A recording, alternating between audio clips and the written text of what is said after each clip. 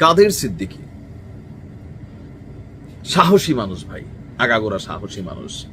Even Awami League সরকারের আমলেও উনি বাটে ছিলেন, আবার পরবর্তী সময় দেখলাম যে শেখ হাসিনার সাথে তিনি ভালোই সম্পর্ক স্থাপন করছেন। তো সবকিছু মিলিয়ে সরকার পরিবর্তনের পরেও জনাব কাদের সিদ্দিকী তিনি ভালোই অবস্থানে আছেন এবং কথাবার্তা বলছেন। তবে এবার যা বলছেন নাহিদের ইজ্জত শেষ, এবং কি বাকিদেরকে একটা আলটিমেটামও তিনি যেটা দিচ্ছেন এটা কিন্তু বাস্তব। সেই কবে সাইদি সাহেবের যখন ফাঁসির রায় হয়েছিল, একজনে মিষ্টি খাওয়াইছিল, কালকে তারে ধৈর্য না গণদোলাই দিছে। তাহলে এখান থেকে কি শিক্ষণীয় ওইটাই কাদের সিদ্দিকী হয়তো বোঝানোর চেষ্টা করছেন।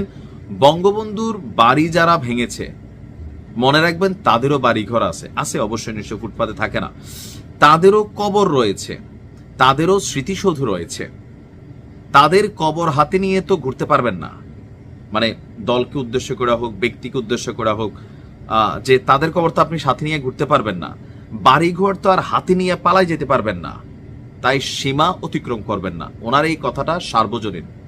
আমি এটা বরাবরই বলি, হিংসার বীজ যেটা আজকে বপন করছেন, আমার বাড়ির একটা ইট খুলছেন, বাংলাদেশের ইতিহাস বলে, বাঙালির ইতিহাস বলে যে আমার বাড়ির এক ইট খোলার বিনিময়ে আপনার বাড়ির 100 ইট আমি খুলে ফেলবো, এটাই হচ্ছে আমাদের প্রতিহিংসার শপথ। ক্ষমতায় আসলে এই যে দেখেন কি ঘটতেছে, প্লাস মাইনাস। তো এই যে এত বছর করছে, তো এখন আপনি আবার করবেন, তো করার পর আপনি আবার কি এই দেশে কি পরিবর্তন হচ্ছে না? হইতে পারে, নাও হইতে পারে, কিন্তু যদি হয় তখন বুড়া বয়সে বিদেশ দিয়ে পালাইবেন। এই যে আওয়ামী লীগের নেতা কর্মীরা কত বুড়া, লাট্টু বুড়া, ফাট্টু বুড়া, এই এখন দেখেন দৌড়ের উপর আছে, পলাতক আছে, কেন? জুলুম করছে। আওয়ামী লীগ করা সবার অপরাধ ছিল না, বহুত আওয়ামী লীগের নেতা কর্মী এলাকাতে ভালো আছে, আমি আমার এলাকায় দেখছি ভালো আছে অনেস্টলি, কারণ মানুষের উপর অন্যায় অত্যাচার কোনো দল করছে, কিন্তু যারা জুলুম করছে এগুলো দৌড়ের উপর আছে, এদের বাড়িঘর ব্যবসা প্রতিষ্ঠান নাই হয়েছে। তো তিনি আপনার গতকালকে টাঙ্গাইলের ঘাটাইলের মাকরাই এলাকায় মাকরাই দিবস উপলক্ষে আয়োজিত কাদেরিয়া বাহিনীর মুক্তিযোদ্ধা মহাসমাবেশে তিনি বলছিলেন যে ডক্টর ইউনূসকে উদ্দেশ্য করে তিনি বলছেন, আপনাকে খুবই সম্মান করতাম, আপনাকে আমি অনেক বড় মানুষ ভেবেছি, বঙ্গবন্ধুর বাড়ি ভেঙেছে আর আপনি দেখছেন আপনার 1 বছরের শাসনে সেটি আর হৃদয় থেকে নিতে পারছি না। আপনাকে আবার আমি অনুরোধ করছি, ফেব্রুয়ারিতে নির্বাচন করতে না পারলে শেখ হাসিনার চেয়ে আপনার পরিণতি 10 গুণ খারাপ হবে। তবে আমাদের নিউজের যেই টাইটেলটা ছিল সেটা এই অংশ থেকে শুরু। এনসিপির আহ্বায়ক নাহিদ ইসলামকে ভেবেচিন্তে কথা বলার আহ্বান জানিয়েছেন কাদের সিদ্দিকী। তিনি বলছেন, কে একজন বলছেন বঙ্গবন্ধু জাতির পিতা নন।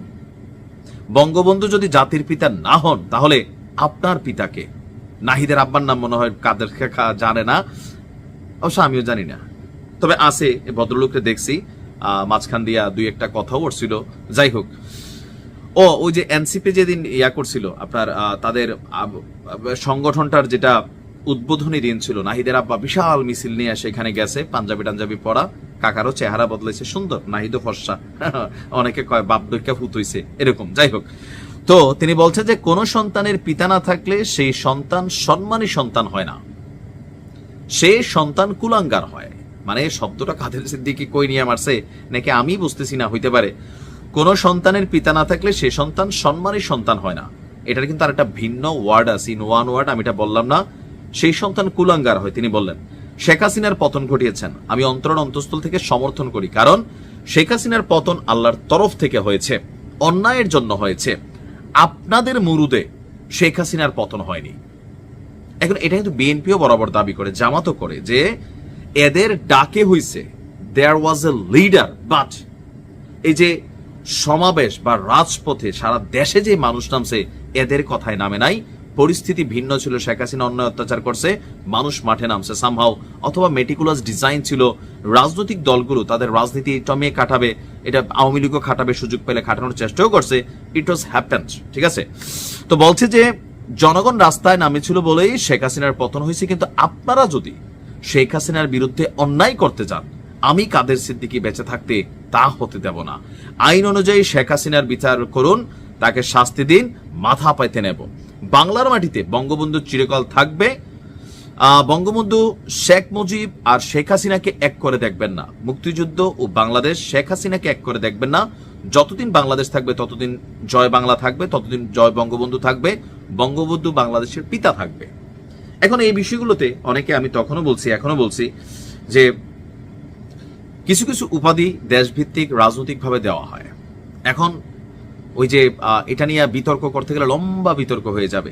তারপরেও কেউ জাতির পিতা মানেন, কেউ না মানেন, বাট রাষ্ট্রীয়ভাবে যে সকল স্বীকৃতি থাকে পরবর্তী পলিটিক্যাল গভর্নমেন্ট আসলে সরে যায়। বাট একজন মুসলমান হিসাবে একজন মুসলিমের জাতির পিতা হচ্ছে হযরত ইব্রাহিম আলাইহিস সালাম।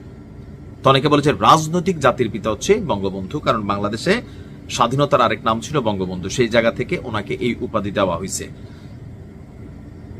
যাই হোক, এটা একটা কনফ্লিক্ট ইস্যু, এটা মানতে হবে, জোর করে চাপাই দিবেন বিষয় তো তা না, এটা যার যার ব্যক্তিগত ইস্যু। তো এখন কাদের সিদ্দিকী তিনি বঙ্গবন্ধুর একনিষ্ঠ সৈনিক ছিলেন, এটা তো সকলের জানা আছে। এখন আজকে নাহিদ ইসলামকে উদ্দেশ্য করে যেভাবে মানে তিনি গুতা মারছেন, এই গুতার ইফেক্ট কাদের সিদ্দিকের উপর দিয়ে আবার কিভাবে যায় সেটাও একটু দেখার বিষয়, কারণ এই মুহূর্তে বাংলাদেশে সব সম্ভব। ভালো থাকুন, আসসালামু আলাইকুম।